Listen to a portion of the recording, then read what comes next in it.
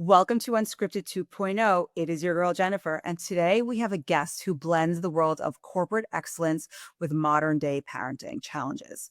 My guest, Julie Kohn, spent nearly 2 decades at Google, where she became an expert in high performance culture.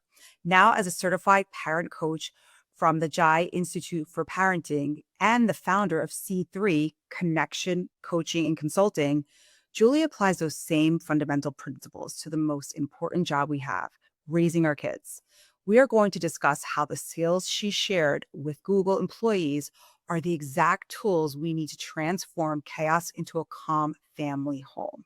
So, welcome, Julie. Thank you so much for coming in today and to talk to me. Thank you, Jennifer. I'm so excited to be here. Thanks for the opportunity. Yeah, it's a lot of fun. So, I have so many questions about just where you are right now and where you were before. So, why don't we just jump right in? So, having spent 18 years at Google, what was the primary focus and what's the one skill you mastered that you credit most for in your professional success? Yes. Okay. So I spent a good chunk of my life at Google, as you said, 18 years. And a lot of that time was spent on the sales team. So working in the ad sales space, mostly for media and entertainment clients. So think one of the clients I worked with for a very long time was HBO. So helping them promote their shows and reach audiences across digital platforms. And I will say I loved that job. It was so exciting. First of all, like you just got to watch these companies completely transform their business models. I was working on the business when streaming was really picking up. So just a really interesting kind of place to be. And then I would say, in terms of a skill that really stands out to me, would be a growth mindset. Just the importance of constantly being open to learning and continuing to grow, and knowing that you're not done growing yet, I think is critical because, Google just moves so fast. In the time I was there, the amount of change is hard to even describe. I mean, the technology is changing, the ad landscape was changing. I would tell people, like, if you don't like change, don't work at Google. Um, and then my clients' business models were changing. So I really had to, constantly be getting on with the latest trend or learning new information. And so I would say I eventually became so passionate about the need to build skills in order to keep up and stay competitive that I actually moved from sales onto the learning and development team, where my role became leading the strategy for America's sales to make sure that our sellers and our leaders could keep up in such a competitive and fast-paced environment. I mean, how did you even manage just trying to just keep up? Because that just seems for me like so stressful. I am not like I've never been a corporate girl. I've always been a therapist, totally different elements, although the fast-paced thinking and thinking on your feet when you're in crisis is also relevant to what you're doing. But how did you just always you know figure out, okay, what's the next best thing, especially with streaming, because streaming now is how we see and do everything. And when you were at the beginning stages of it, it must have been so fast where you're just like, what's the next? How did you keep up with all of that? Yeah. Sometimes through lots of feeling of overwhelm. It was also exciting. Like, it can be really thrilling, especially working in the media and entertainment space, like you said. Oftentimes, we were setting the tone for testing and experimenting new products. When Google acquired YouTube years ago, that was a really exciting time. It was like we sold ad space on, google.com, but now all of a sudden we have a video platform.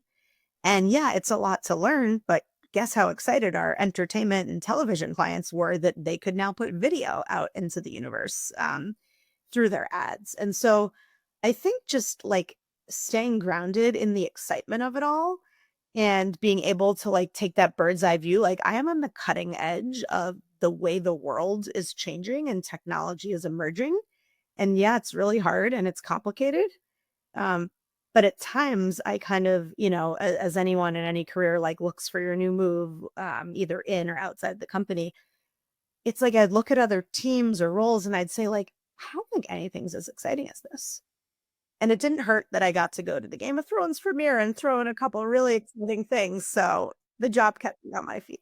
Definite perks for sure. I mean, that must have been so exciting. I mean, just the whole concept of what you were doing as I began to read about your career. I mean, you must have had such amazing experiences and memories just kind of at that time period when things were kind of really developing. But you did say that you led training strategies. What's the biggest misconception that people have about sales, and how did you actually help Google employees to influence and connect with their clients? Like, how did you do all of that? Let's see, a misconception. So, I'm kind of going to rewind to like my 20s when I was deciding as like an ad sales assistant, do I want to go into this field? Do I want to keep, going on the career path? And at that point, like I had this kind of dirty feeling about sales. Like you're just pushing products, you're trying to hit a quota. It's so obvious. Like that used car salesman analogy. I hate to say it, but it's like that was in my head. And it took some amazing mentors, in my time to really change my mindset about it that great sellers, they're not pushing products. They're helping clients achieve a goal, like truly understanding what it is those clients are trying to do, what problems are they trying to solve, for people, and then thoughtfully crafting solutions that help them do that. And so, interestingly, I think the skill that like stands out in my mind the most that we were really trying to work on with our teams was active and reflective listening. Because the best sellers, they're not talking so much. They are listening a ton. And they are learning how to ask really powerful questions that get underneath, what are my clients' goals and what are their biggest challenges? Who are their competitors? What's stopping them from achieving their goals? When you can ask those great questions and spend more time listening, coming with the solution is the easy part. And so I would say that's definitely one of the uh, skills that stands out that we were pretty focused on. It's so interesting because as you describe, a person in sales or how to be a great seller, and you're using those descriptions, I mean, it sounds so different than as what we would think, like a used car salesman or somebody's trying to sell you something that you don't need.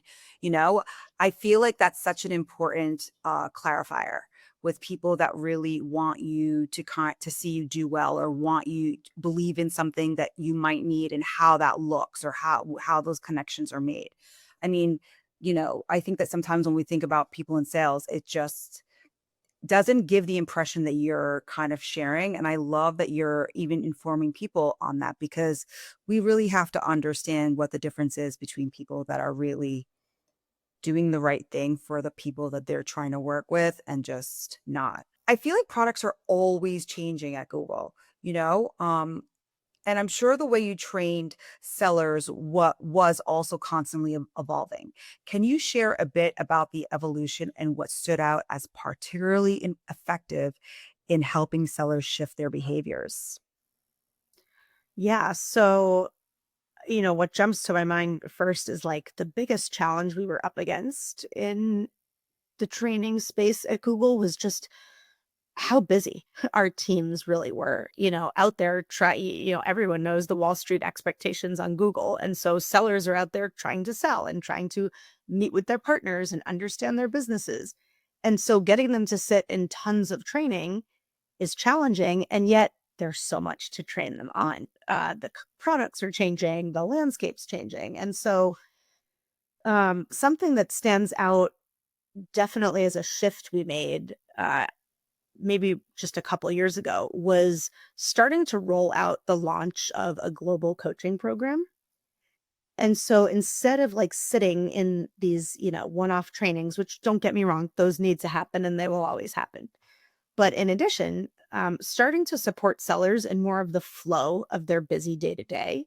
So, okay, someone's prepping for a meeting. let's just keep using HBO as an example. I work on the HBO account. I have a meeting coming up. They're trying to launch HBO Max to compete with Netflix and Amazon Prime and really enter the streaming space. And it's nerve wracking. Like it's overwhelming to think, prep for that meeting. Plus, you're already in a ton of meetings throughout your day. And so all of a sudden entered this coaching team.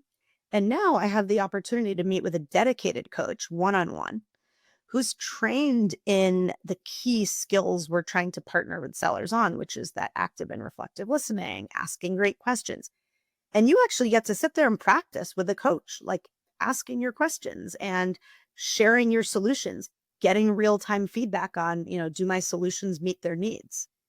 So this was a pretty cool change. We started rolling it out in pilot markets. And when we saw how great of a response we got, just kind of like people taking a deep breath, like, oh my God, I have some support. I don't have to be so nervous. I've practiced it. I'm ready. That became something that we quickly started rolling out globally. I mean, I love that idea. I mean, the fact that just how you said it, the response was, I feel so supported. And I think that when people feel really supported, I think their ability to perform changes the dynamic and also develops confidence. And when you are in those types of meetings that are high pressure or really fast paced, and you have to get people to kind of understand what you're trying to convey, you also have to come in there feeling confident as well, you know Absolutely. Yeah. and I think, yeah, right. You're working with sometimes a big team.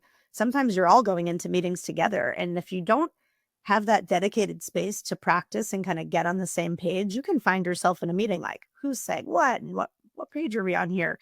But when you can really work ahead of time with someone on that, it's very powerful. So that was a big change that we made. No, exactly. And the last thing I want to say about that is I think that oftentimes we tend to fall short to understand how important the planning process is.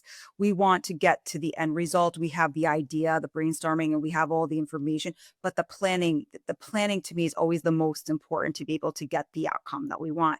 And sometimes we tend to focus less on that versus, who's going to say what. And I think that's in all areas. The planning process, I think, is the most important and the process that sometimes people spend the least amount of time on. And we would kind of have like a running joke there. Like a lot of times people would come into the coaching program and the first thing they would do is want to share their 50 slide deck presentation with the coach. And the coach would have to rewind and say, like, let's take a step back. What is your client trying to achieve? What are their challenges? Who are their competitors? And then are you bringing the right information to help them achieve that goal in this meeting? Have you had, a meeting with them where you just ask them questions before you bring a presentation of solutions? And so even rewinding further in the planning process, that was such a valuable part of the coaching program that we would get a ton of great feedback on. It's like, I hadn't thought of it that way. I was just jumping to like problem solve or fix without really trying to uncover like more about the problem. No, I love that. Yeah. So let's kind of pivot a little bit because I want to talk about your actual pivot. So what was that defining aha moment that made you realize that like this deep sense of support that you were actually providing to employees would probably be really tied into how you can provide that same exact type of support to parents? Like how did you determine like, "Oh my god, I could use these skills somewhere else." Yeah. An aha moment. Okay. So there's definitely an aha moment. I will get there. But I do want to also say it was like a slow build, kind of like it was building. So as I was working on the learning and development team, I was also raising my three boys who are now 12. One's going to be 10 on Saturday, and my little guy is 5. And so, I'm going to work every day, training these leaders and teams to be great at what they do. And all the while I'm at home and like I'm super organized at work, right? I know what I got to do there. And at home, it's like, oh my God, do I know what I'm doing in this situation? All my kids are incredible and they can all give me a run for my money at times. And I'll say one of them is what my favorite child psychologist, Dr. Becky, would call deeply feeling kid. Love Dr. Becky. a deeply feeling kid. And so his highs and lows, he feels them very big. And I found myself really needing to lean into that concept of growth mindset at home. Like, I'm not done learning. I need some more skills if I'm going to best support him differently than I kind of support my other kids. And so, you know, I resourced up. We worked with a child therapist, my husband and and I joined workshops on relevant topics. And what I was finding was, you can't change your kids' behavior, right? You can hope for it all you want, but you actually are not in control of their behavior. What you can change is your approach. And so every time I would change my approach, the whole energy in the family would shift and the outcome would shift. And so it was like, it was killing me. It started just like eating away at me. I'm like, we spend countless hours training people at Google and in corporate America. We actually had a stat that top leaders should spend 100 plus hours training to be best in class. And yet, as parents, we're leaders of our family and we get no training at all. So that was like the slow thing that's building in my head like, this makes no sense and there has to be a better way. I would say the aha moment was actually at 2 in the morning one night. I couldn't sleep. I'm like in bed next to my husband, scrolling my phone. And I was kind of reflecting on something earlier that day with my son. And I just started Googling like training for parents, resources for parents, like thinking like I gotta connect what I do for a living with what I'm doing at home. And I found an ad for the Jai Institute for Parenting. And it was like, there it is. There's a school that is training thousands of coaches to bring skills and resources to parents to help them be better at their jobs. I was like so excited in the middle of the night. I'm watching videos quietly from the CEO of the school. I'm going to admit, I got so motivated in the middle of the night. I wrote my parent coaching biography in just like a Love that. Google. I love that for you. And you know what I want to say to that? Like, that is where like I need to just kind of jump in. Like, that is the creator in you. And I think that when we are creating whatever it is, our because that's your art, that's our art. Like, we are creating to give to the world.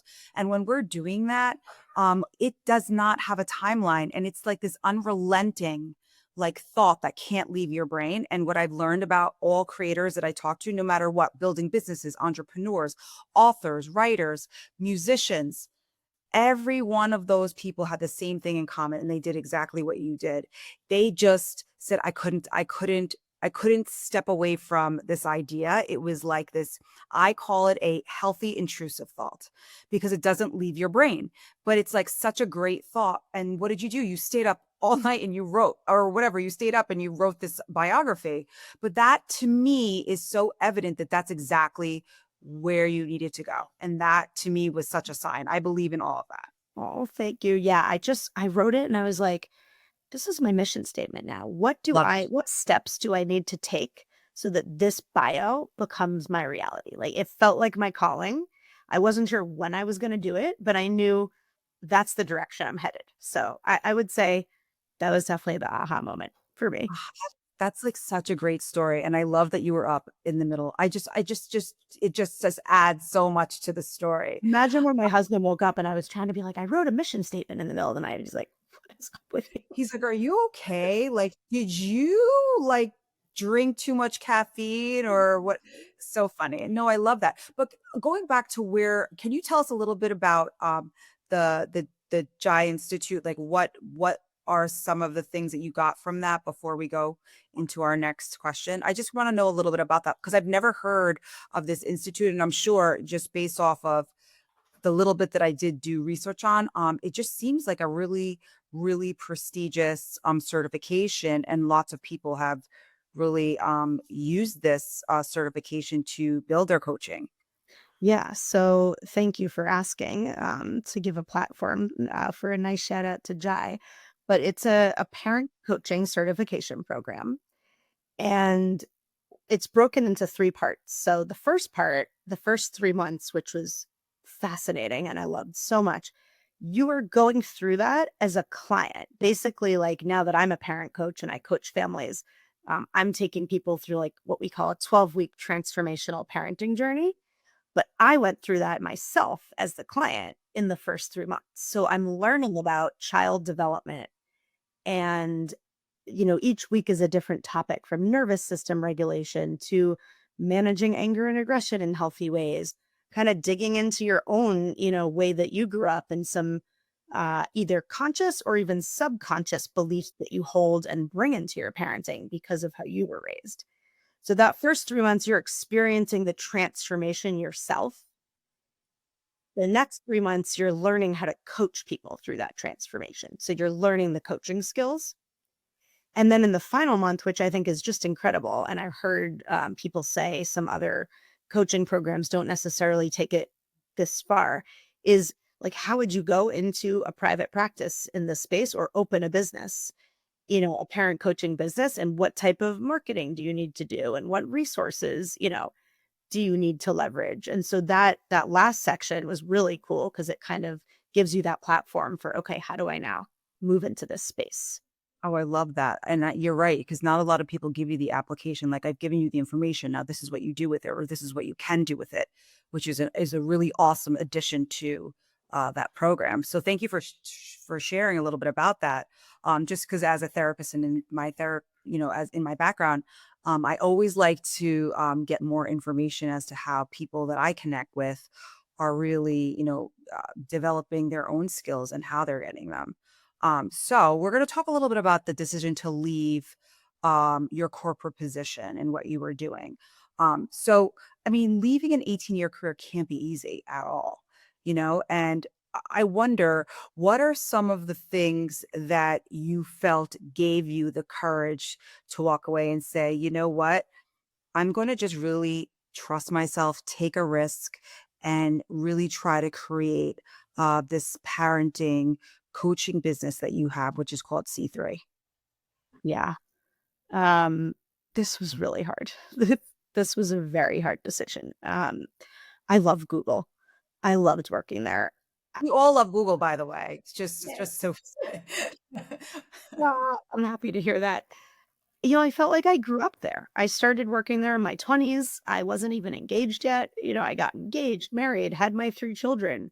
Uh, it was such a part of my identity. Just leaving didn't even feel possible. I wasn't even sure I knew who I was without it, to be honest. Yeah. And so, but I will say, I was also recognizing that the reality of my life, at this stage, raising 3 kids, commuting 90 minutes multiple times a week, twice a day to and from Manhattan, like, this didn't feel great to me in at that time.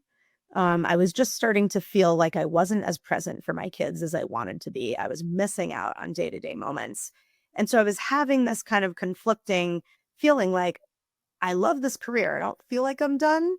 And I want to be the best mom to my kids while they're young and while they're here with me. And so I knew, like, something was brewing. So I felt like I was lining up like the puzzle pieces. So, starting with, after that 2 a.m. kind of epiphany, I signed up to get my coaching certification. I took a 10 p.m. live class weekly for 7 months. So, I'd go to work, I'd come home, do the parenting thing till 9 o'clock at night, get the kids to sleep, come right here in this office where I'm sitting, and get on my 10 o'clock class, which a lot of people were like, "What are you doing? That's crazy." I would also do my homework at 6 in the morning or weekends. It did not feel crazy. It did not feel like work because I was loving it. It was like so invigorating. It was what was giving me energy, honestly, to get through the rest of it. So I felt like, the puzzle pieces were lining up. I was starting to have those hard conversations with my husband, like, what would it look like to take a chance on an idea? And financially, how would we go about this change? So we were dabbling in discussions. And then I think that life can give you signals sometimes, and you can either listen to them or choose to ignore them. And I felt like last year I had quite a bit of signals coming at me all at the same time. Just real quick, I'll cover, like, I was seeing a nutritionist for some chronic pain, trying to solve through food and other things.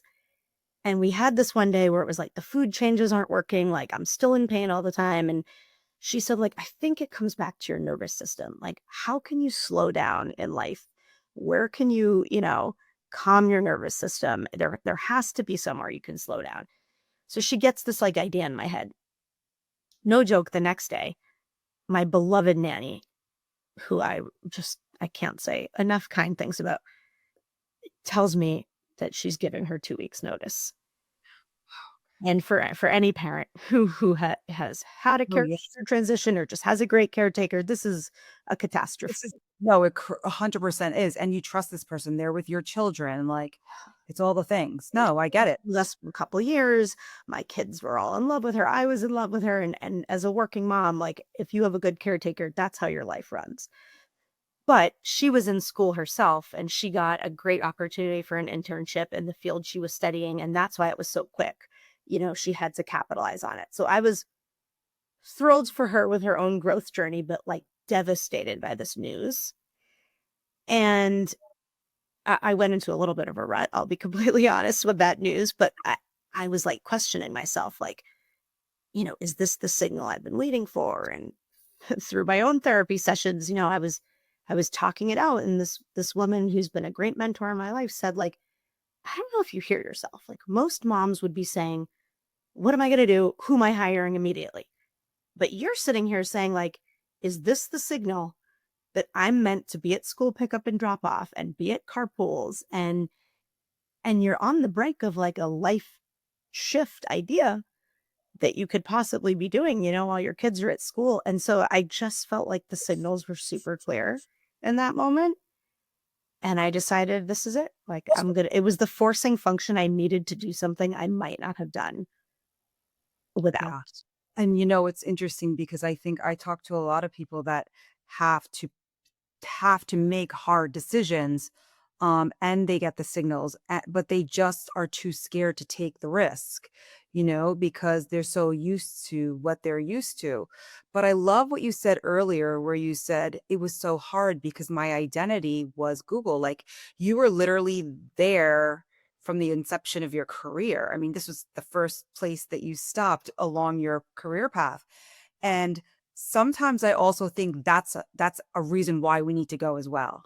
Because when we completely identify with one whole thing, um, it doesn't give us the space to grow.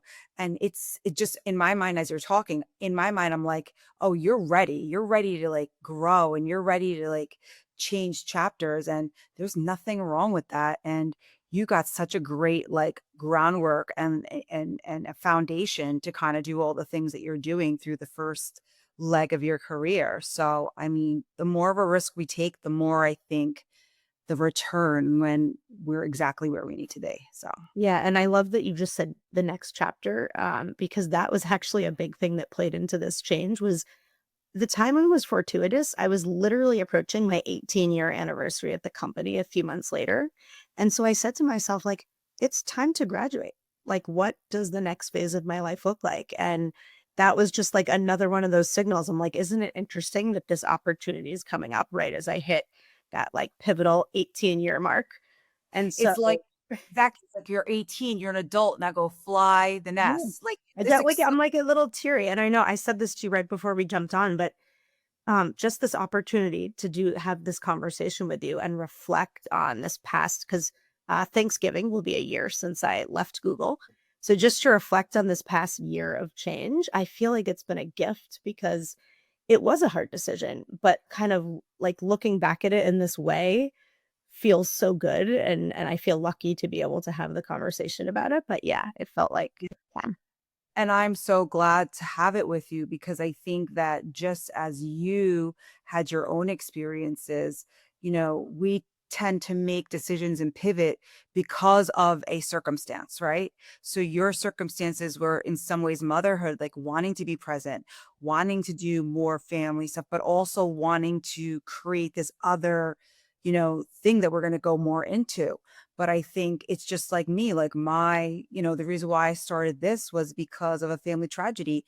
But then I used this platform to develop connection. So I think it always stems from something that we want to change or adjust in our lives. So I'm just very excited for you. So let's like go right into it. So Yeah. C3, tell me about this name and why you chose C3 and tell our listeners a little bit about, that exact process. Sure. Yes, the name was really important to me.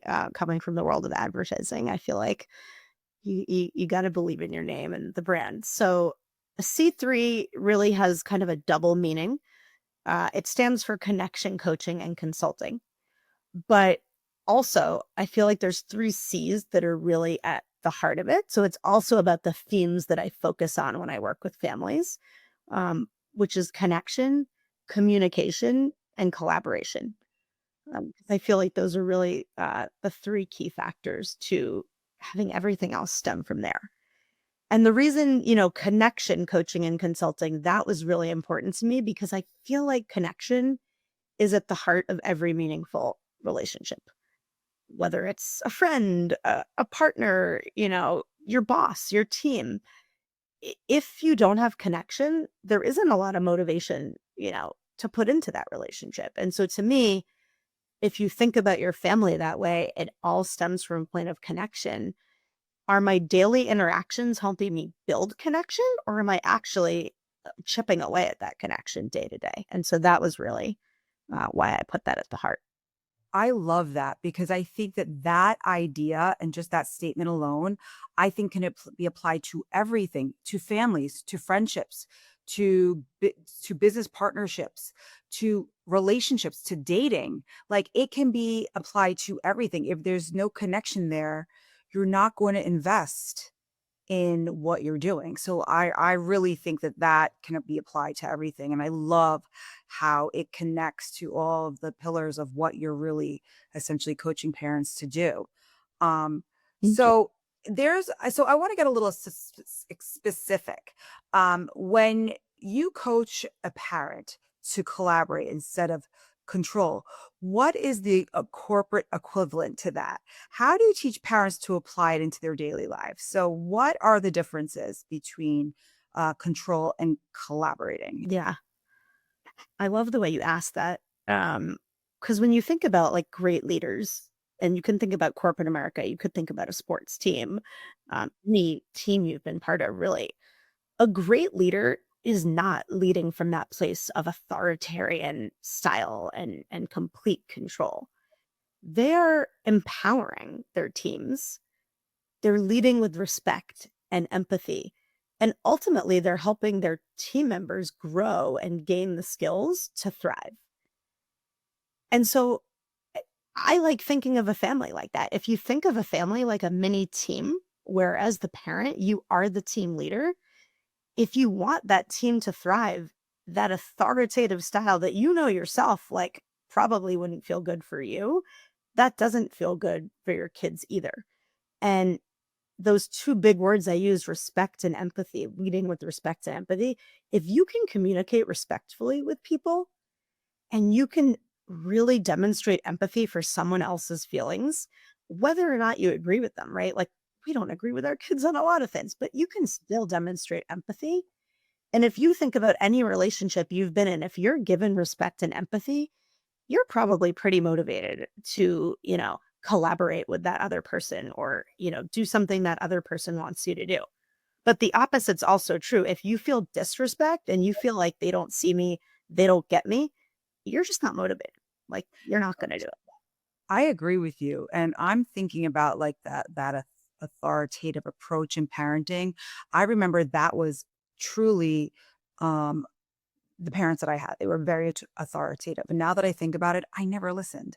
I did not want to have anything to do with it. And also now looking at it in my own parenting style. I just remember yesterday I had gotten into like a little argument with my teenager, but now that I look back on it, I was being pretty controlling. And what I'm learning is that my son does not do well with that. And lastly, when I deal with teenagers in education, what I've always learned, or even in therapeutic processes, what I've learned, the reason why I'm really good with them and they choose to offer things to me that are really private is because I respect them. I always say to teenagers, The only way to get respect from a teenager is you have to respect them first. And that is where the space opens, where I've been working with teenagers since I was 27 years old. I'm 40 years. I mean 20 years. I can't do the math. 20 years. I'm 47 now. And that was the only way it ever worked. I have to put out that respect first. Yeah, there was a really powerful story in my coaching program that I remember another um, person going through the program with me mentioned.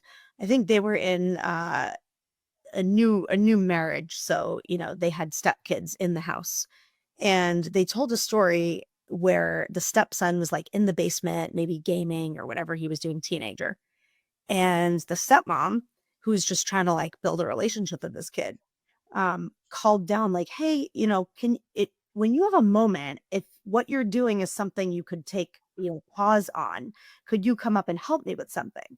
But if you can't pause on it, just let me know. And then if you could help me after, that would be great." And she said that he came upstairs and he said, "Thank you so much for asking me that in that way. Nobody has ever asked me if it's okay with me, or like basically communicated that respect." Like he wanted to come up and help her.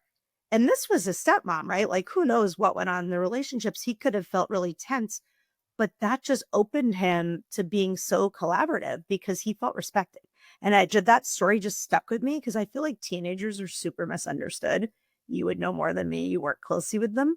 But like they're at such a pivotal time in their lives where there's so much stress and so much change. And to not feel respected on top of everything else they're dealing with is like, of course, they're not going to want to comply.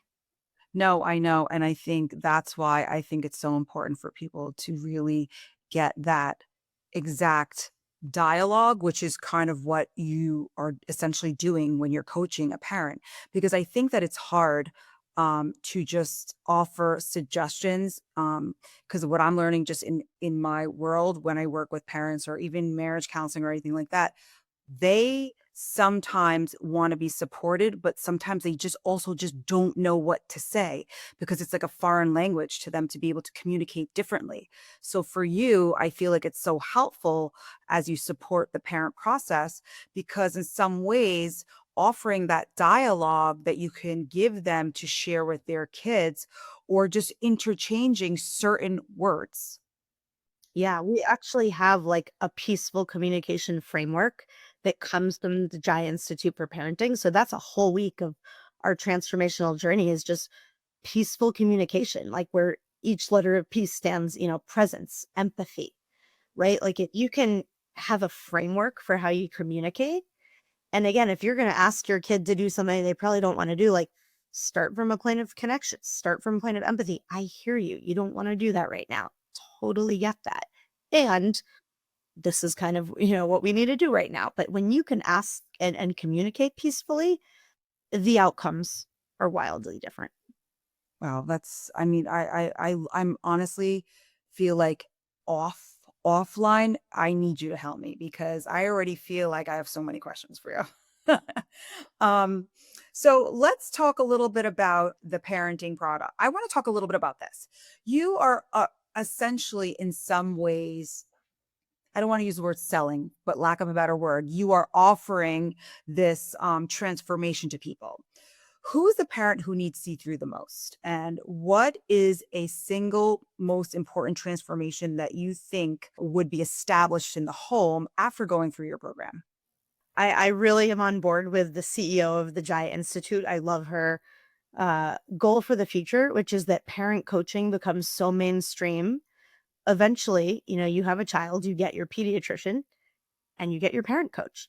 Like you wouldn't start any other job without the right training. And so why do we think that's any different with parenting? So I love that hope for the future. I love that. My mom used to always say to me when she would like maybe make a mistake with how she would communicate with me, she would always say, parenting doesn't come with a handbook. I don't know what to tell you. Like, and that's the actual truth, kind of real time. And I think that you're right. I would have loved a coach. I would have loved a cheerleading coach to say, hey, look, because I remember taking my son home and the nurse gave me the baby and I said this, you're really going to let me take him home? I didn't know what to do. I was nervous. I thought I was gonna like screw it up. By But the way, I it's was a diehard high school cheerleader, so I'm like laughing that now I'm tying in that connection. Like, I think I've always had this part of me that wants to cheer other people on. yeah, that's And exactly what it is in yeah, some but I will ways. like before it comes so mainstream that everyone has one, like let's hope for the future. But Yeah. until then, I would say, like, real answer here, you know, I think the point at which it could be helpful to engage a coach is when you're trying the same things over and over and hoping for a different outcome. And that's leading you to feel stressed, overwhelmed. I can't do this. I don't have the tools. You probably just need a new approach. And coming up with that new approach on your own is challenging. So being able to engage the help of a coach who, the thing I love about coaching is like it's a no judgment zone, right? So it's a non-judgmental space to just explore ideas and the coach is asking those powerful questions like, what are your family values? Are you parenting from a place of those values? Or are you just doing things because, like, you've been told you're always supposed to do them a certain way? Like, there's certain things you can unlock in those types of conversations that in your busy day to day, just trying to get through the fire drills with your family, you don't give yourself the space to think about those things. Yeah. Yeah. No, I think that it all makes sense as far as how um you have to approach these things. And I think that, as you said, when it impacts the functioning or it just things are not working, it's kind of like you said, that definition of insanity, doing the same thing over and over again and expecting a different result that oftentimes leaves us to feel frustrated and hopeless. And I think that's where your service and your coaching could be so beneficial to so many people. So I Really, so yeah, because you asked me something really important, like what is the transformation that you would hope to see? And if I had to just say it in like one sentence, it would be more enjoyment of the parenting journey. Because parenting is a wild ride. Like, can be beautiful. There can be so many happy moments, but it can be really frustrating, really challenging. And so I think the biggest transformation we can hope for is more enjoyment, more ease, more flow in the day to day. yeah, that sounds so peaceful. So I want to ask you one last question before we go to rapid fire. So I want to know if there are any parents that are listening right now who feel overwhelmed and frustrated, like they just don't know what to do. And as we just talked about, like that feeling like I'm doing the same thing over and over again. What would be one small actionable task that they could actually put into play right now that could give them some sort of relief? So that's a good one. I think if I had to say one thing, because change is hard, right? Like change is lots of small steps that add up over time. But so if I had to pick one thing, I would say a mindset shift. I know I've touched on it, but because I do come from this, learning and development background, and I think about effective teams, I would say a mindset shift to my family's a team. I'm the team leader. Am I creating an environment to help this team operate as cohesively as possible? And am I the type of leader that's getting people motivated to come on this journey with me? Or am I setting that tone where the people in my house are scared? Like they don't know what version of me they're going to get. So I would say just that mindset shift and seeing how that changes your day-to-day interactions, to hopefully leading with more respect, more empathy. Um, that I think if you start there, you're heading in a really good direction. I love that. I love that. And you know what? We can't do it without our teammates, and one has to help the other. So I love that approach, by just calling our family unit that, where we all can help each other. Or, in some ways, like as a team leader, like I get to try to get him to feel like he can do all the things he can do when I'm helping him. So it just feels nice. As you're talking, I'm like applying all this to It's my own dialogue it's with gonna my sound son. funny, but like you can have a team meeting. We implemented this at the beginning of the school year. We're going to do a Sunday night team meeting. It was Feels really all about like kind of giving the kids more chores and more responsibilities and having some screen time limits. But we made it kind of fun. We presented it like a family game plan for the new year. And then we Oh, that's said, we're going to be checking in on Sundays and we're going to talk about how it's going. You're going to tell us how you feeling about it. yeah. This doesn't feel good. And so just like those cool things that when you think about it in a different way, like a team, okay, if it was a sports team, you'd meet, you'd give feedback to each other. So Yeah. just And I love that because it's also memorializing exactly their feelings, and they're feeling like their feelings matter too, no matter what they're feeling. And I just love that approach. So we're going to get to my most favorite part of every conversation that I have. And again, for those of you that are just listening for the first time, it is my rapid fire questions. I always end a conversation with 5 unscripted questions that I am going to ask my guest, and they have no idea what I'm going to be asking them. So let's see here. Number 1, what is the single most important word to say to a child who is having a meltdown? Or statement? yeah, I think I'd go with the statement and I would say like, yeah, this feels hard. Just validating. Love that. Just like, a calming, validating statement. Yeah. I love that. Shaming them for how they're feeling. I get it. Yeah, This feels hard. right. I love that. If you could put one Google rule into every family home, what would it be? Just the thing that stands out, and I don't know if I'm saying this as parenting or sure how you'll take this, but Larry and Sergey, the founders of Google, they often use this phrase, uncomfortably excited. So like innovation comes from a place of being uncomfortably excited. That's how I knew I was making the right change. I was so uncomfortably excited about it. But I think that could apply to like any part of your life when you're like parenting, you're uncomfortably excited. There's so much to learn. I love that you say that because I also believe in that. And when we are excited, like a passion or something that we're taking a risk on, or something that we're kind of stepping into, I always say the two things that are super normal are being really scared and really excited. So it's a kind of the same thing. I say that all and I feel like that's still sometimes doing this, you know? Okay, next question. What is one thing you will allow your kids to do that would make other parents cringe? Yes, I'm sorry, I'm putting you on the spot. That would make them cringe. Today we had like a mini storm here. Like there was literally flash flooding right at the time school pickup. You might have experienced it. And my 5-year-old comes out of school. He had dressed in shorts this morning because his 2 older brothers are like hanging in with the challenge of shorts through December. So now he wants to wear shorts. But I somehow this morning got him to put pants over the shorts. And right when we got into the car, he rips the pants off and he's so excited to wear shorts. Meanwhile, it's the middle of like a storm and we have to pick up my other 2 kids at school. So we have to get out of the car with umbrella and all, like go through all the flooding. And he's in his shorts. And a couple people said something to me about it on the way.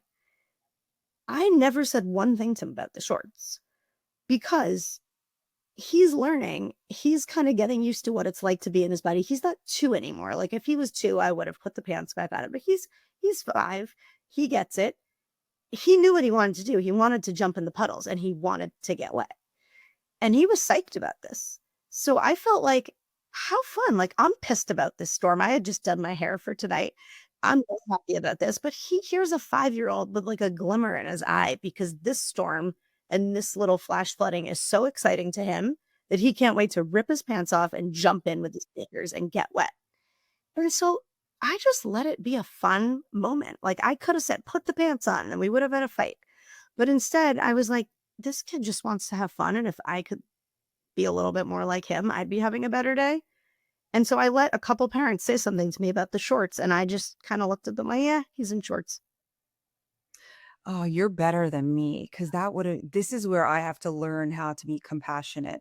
It's like, ladies, parents, like we are all doing the best we can.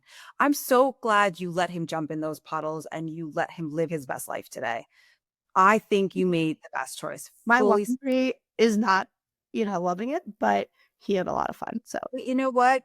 Pick the regret that you're willing to live with, right? You're willing to live with the regret of the laundry, not the regret that you took some really fun moment away from him. That is And super that's hard. about like in the coaching when we talk about family values and then you start parenting from a place of your values, it's like, do I value wearing pants in cold weather? I'm not sure it's at the core of my values. There's so many times to argue with your kids in a day.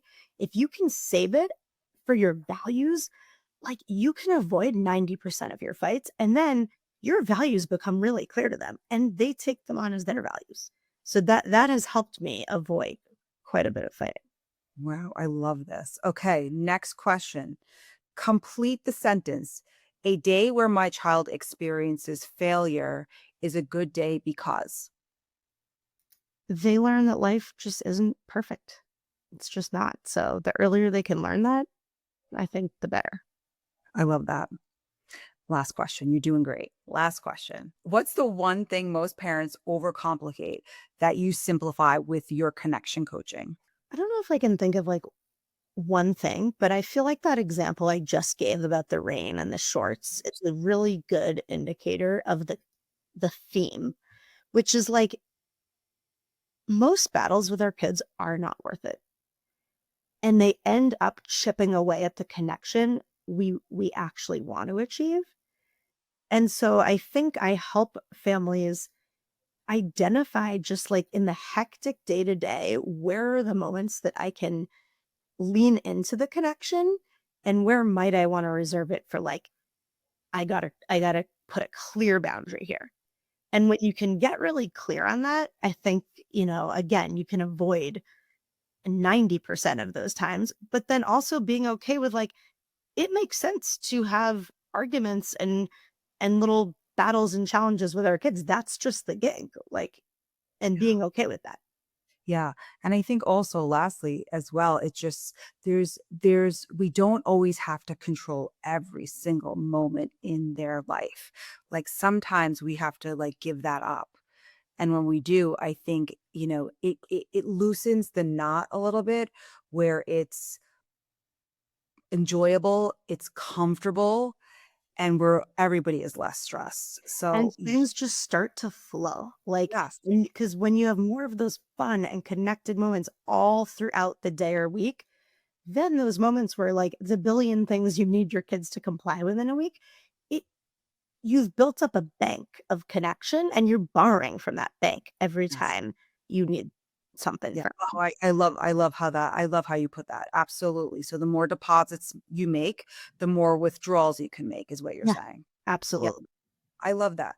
So you did great. You got through the 5 questions. You Ooh, did that was I fun. like I love it because it gives people the chance to really share with me in the audience like what exactly they're doing and how they can think on their feet. So I love it. So, okay. So why don't we just talk a little bit about the future? Like what are some of the things C3 is offering to your community? What are some of the new things that are going on? I know that you've been involved in some workshops in the past, but I know there's some things coming up in the future. So tell us all about what you're doing and also the most important thing, where can we find you? Yeah. Okay. Thank you. So, I would say I'm super focused on, building out my one-to-one coaching practice and working with families, whether it's one parent or couples that are looking to just, create a shift in their family dynamic. So that's the one-to-one coaching. I'm also hoping to start some groups. So whether that's, joint parenting groups or, moms of this age kids, I'm kind of collecting some interest there to see how we can kind of parse that out. My services are virtual, so I can work with people anywhere. I live in New Jersey, but I was just working with a family in California. So that's been great. And then I'm starting to offer some workshops as well. So I actually have my first virtual workshop coming up that I'm co hosting on November 14th.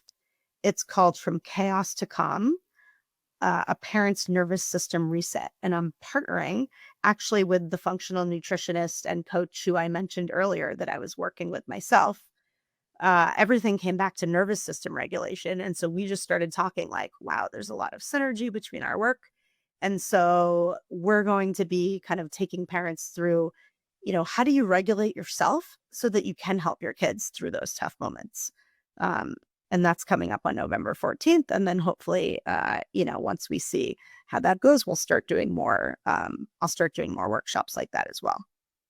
Wow, so you've got so many great things coming up. So I cannot wait to see all the things that your parenting, coaching provides to so many families. I mean, it's going to be great to watch this unfold. And I'm just so excited that you made the pivot and that you are just willing to take that risk because we need more coaches out there. We just need coaches, period. I think you're going to start this whole shift, hopefully, and set the groundwork. But until then, I loved having this conversation. Thank you so much for being a part of my podcast. And just like life is always unscripted, so is parenting. And I think that you're giving us the tools to live an unscripted life. So thank you so much for coming in. And until next time, guys, have a great night.